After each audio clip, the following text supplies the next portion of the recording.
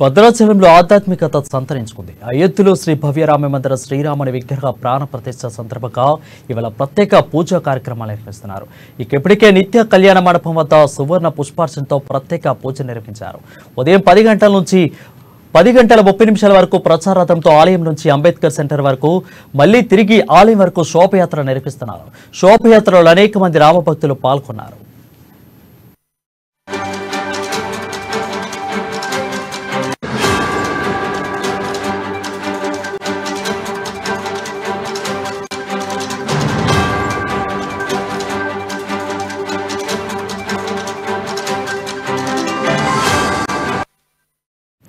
ఇక అయోధ్యలో నిర్మిస్తున్న రామ మందిరం సర్వాంగ సుందరంగా సిద్ధమైంది.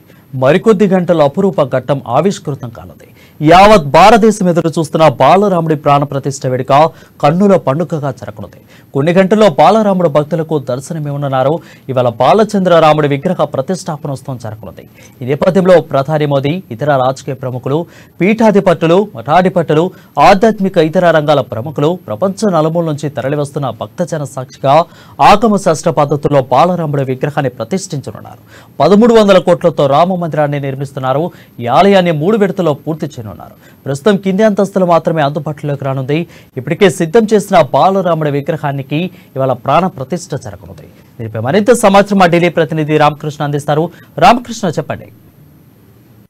ఇక శ్రీరాముడి జన్మస్థలం అయోధ్యలో నిర్మించిన భవ్య రామ మందిరంలో రాములూరి ప్రాణప్రతిష్ఠ కార్యక్రమం అంగరంగ వైభవంగా జరగబోతుంది. మరి ఈ కార్యక్రమానికి ఇటు ప్రధానమంత్రి నరేంద్ర మోడీ, ఇక కీలకమైన నేతలు, దాదాపుగా ప్రధానితో సహా 7,000 మంది ఈ కార్యక్రమానికి హాజరు కాబోతున్నారు. మరి ఈ అతిరథ మహారథులకు మధ్య మంగళ ధ్వనుల మధ్య ఈ కార్యక్రమం కన్నుల పండుగగా జరగబోతుంది. వివిధ మంగళ వాయిద్యాల్లో 50 రకాల మంగళ వాయిద్యాలతో ఈ కార్యక్రమాన్ని ఘనంగా నిర్వహిస్తున్నారు. ముఖ్యంగా చూసుకున్నట్టుగైతే ఈ కార్యక్రమం ప్రాణ ప్రతిష్ఠ కార్యక్రమం రామ జన్మభూమి కోసం అందంగా ముస్తాబైంది. ఈ నెల 16 నుంచి నిర్వహిస్తున్న క్రతువులు ఈ రోజుతో ముగిశాయి. మరి మధ్యాహ్నం కరెక్ట్గా ముహూర్తం చూసుకున్నట్టుగైతే 12 గంటల 20 నిమిషాలకు ఈ ప్రాణ ప్రతిష్ఠ కార్యక్రమం ప్రారంభమవుతుంది. మరి దాదాపుగా 1 గంటకు ప్రధానమంత్రి ఇక్కడికి వస్తారు. మరి ప్రధాని షెడ్యూల్ కానీ మనం ఒకసారి కానీ చూసుకున్నట్టుగైతే మాత్రం ప్రధానమంత్రి నరేంద్ర మోడీ ఈ 10 గంటల 25 నిమిషాలకు అయోధ్య చేరుకుంటారు.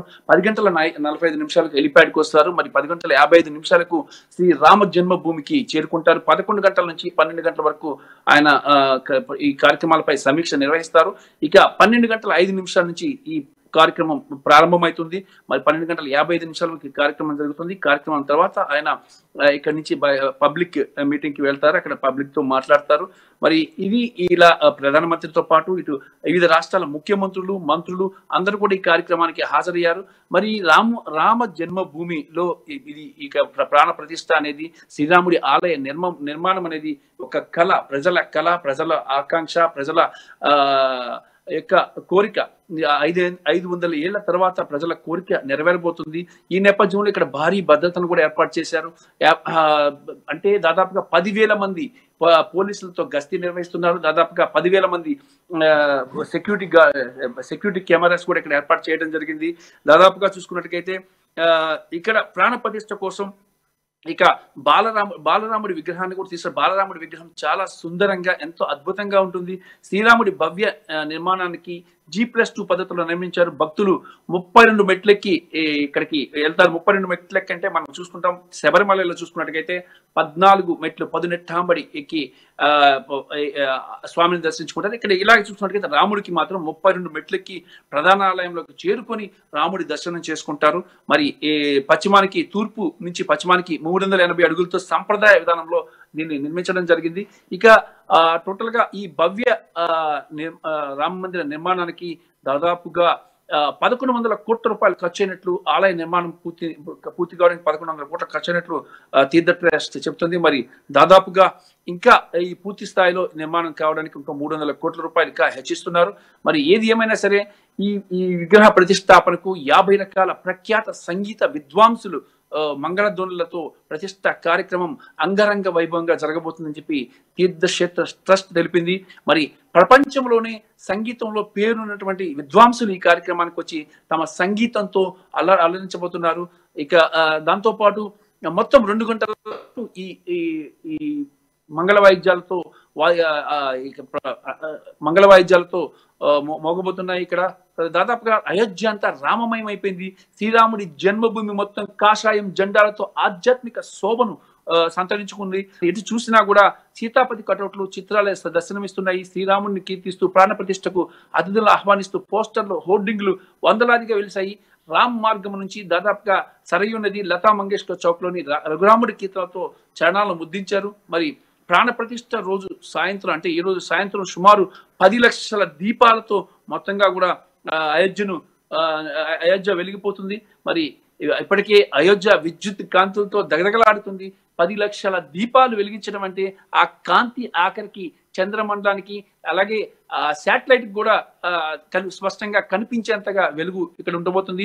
ఇస్రో కూడా శాటిలైట్ నుంచి కూడా కొంత విజువల్స్ మనకు చూపించే ప్రయత్నం అయితే చేస్తుంది. మరోవైపు బాలరాముడి విగ్రహ ప్రాణప్రతిష్ఠకు సర్వం సిద్ధమైన వేళ అయోధ్యలో భద్రతా బలగాల నీడలోకి వెళ్ళిపోయింది. ఉత్తరప్రదేశ్ పోలీస్ విభాగంలోని ర్యాపిడ్ యాక్షన్ ఫోర్స్ తో పాటు పెద్ద ఎత్తున కేంద్ర ప్రభుత్వాలు రంగంలోకి దిగాయి.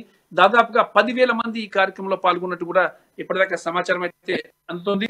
మరి దాదాపుగా 10,000 సీసీ కెమెరాలు ఏర్పాటు చేశారు.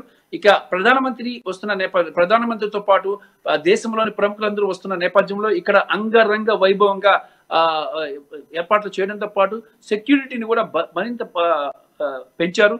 ఇక కొన్ని ఖలిస్తాన్ తీవ్రవాద సంస్థలు చేసిన హెచ్చరికల నేపథ్యంలో ఇక్కడ సెక్యూరిటీని భద్రత మాత్రం అమాంతంగా పెంచడం జరిగింది. ఏది ఏమైనా సరే ఈ రామ జన్మభూమిలో రాముడి విగ్రహ ప్రతిష్టాపన అనేది ఒక ప్రజల ఒకటి చిరకాల వాంఛ. ఆ వాంఛను కేంద్ర ప్రభుత్వం నెరవేరుస్తుంది. అంతా కూడా దేశవ్యాప్తంగా ఈ రోజు మధ్యాహ్నం వరకు సెలవు ఇవ్వడం జరిగింది. ప్రజలంతా కూడా ఈ కార్యక్రమంలో నిమగ్నం అవుతున్నారు. ఇక ప్రధానమంత్రి నరేంద్ర మోడీ రామ జన్మభూమి నుంచి ప్రజలను ఉద్దేశించి కూడా ప్రసంగిస్తారు. కీలకమైన ప్రసంగాలు ఇందులో ఉంటాయని చెప్పేసి కూడా తెలుస్తోంది. ఏదేమైనా సరే ఇక ఈ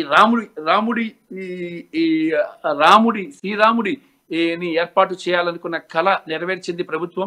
మరి ఈ నేపథ్యంలో ప్రజలంతా కూడా హర్షం వ్యక్తం చేస్తున్నారు. శ్రీరాముడి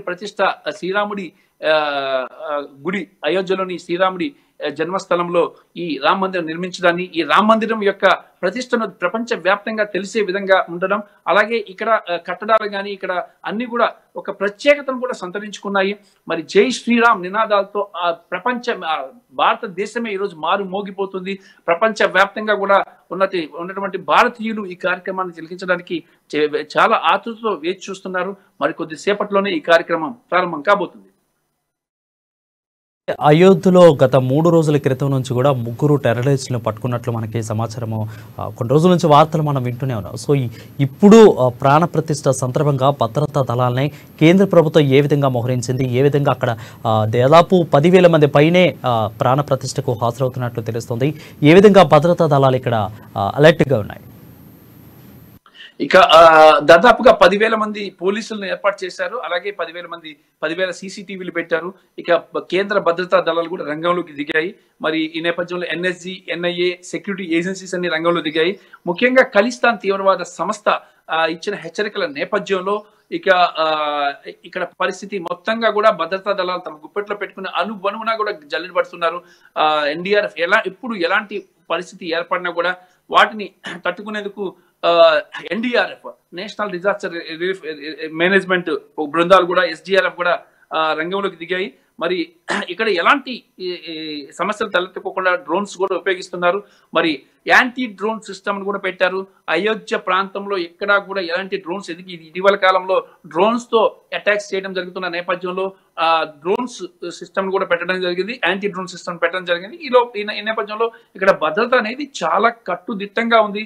ఎటువంటి పరిస్థితుల్లో కూడా ఎలాంటి అవాంఛనీయ సంఘటనలు జరగకుండా పెద్ద సెక్యూరిటీ ఏజెన్సీస్ అని కూడా రంగంలోకి దిగాయి. మరి ఈ నేపథ్యంలో ప్రభుత్వం మాత్రం చాలా ప్రతిష్టాత్మకంగా ఈ కార్యక్రమాన్ని నిర్వహిస్తుంది కాబట్టి భద్రత విషయంలో కూడా ఎక్కడ రాజీ పడటం లేదు. ఏ లగ్నంలో ప్రాణ ప్రతిష్ఠ చేయనున్నారు? అదేవిధంగా ముందుగా మనకి ప్రాణ ప్రతిష్ఠ అంటేనే మనకి గుర్తుకొచ్చేది గుడికి వెళ్ళినప్పుడు కూడా ప్రసాదం అనేది కొంత ప్రత్యేకత సంతరించుకుంటుంది. సో ఈ రోజు ప్రాణ ప్రతిష్ఠ సందర్భంగా 56 రకాల భోగ్ ప్రసాదాలను నివేదించినట్లు తెలుస్తుంది. అవి ఎలా ఉండబోతున్నాయి? అదేవిధంగా ప్రాణ ప్రతిష్ఠ ఏ లగ్నంలో చేయబోతున్నారు?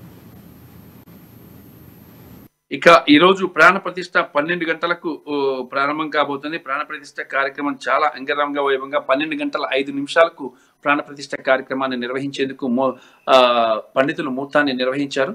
మరి ప్రాణ ప్రతిష్ట కార్యక్రమానికి సంబంధించి టోటల్ గా అన్ని వివరాలను కూడా ఇప్పటికే సామాజిక మాధ్యమాల్లో అలాగే అందరికీ కూడా చెప్పడం జరిగింది, ఇన్విటేషన్స్ ద్వారా పంపించడం జరిగింది.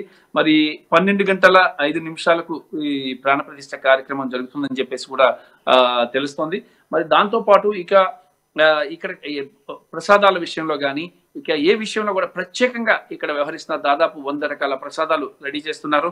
దాదాపు 50 అంటే ఒక ప్రత్యేకత ఎలా అంటే ఇక్కడ మంగళ ధ్వనులను కూడా 50 రకాల మంగళ ధ్వనులు ఏర్పాటు చేశారు. దాదాపుగా 250 ఈ రకాల వంటకాలను కూడా రెడీ చేసినట్లు తెలుస్తోంది. మరి ముఖ్యంగా వచ్చే అతిథులకు భోజన ఏర్పాట్లు కానీ వసతి సౌకర్యాలు కానీ అన్ని కూడా ఏర్పాటు చేయడం జరిగింది. ఇప్పటికే తెలుగు రాష్ట్రాలకు సంబంధించి మాజీ ముఖ్యమంత్రి చంద్రబాబు నాయుడు అయోధ్యకు చేరుకోవడం జరిగింది.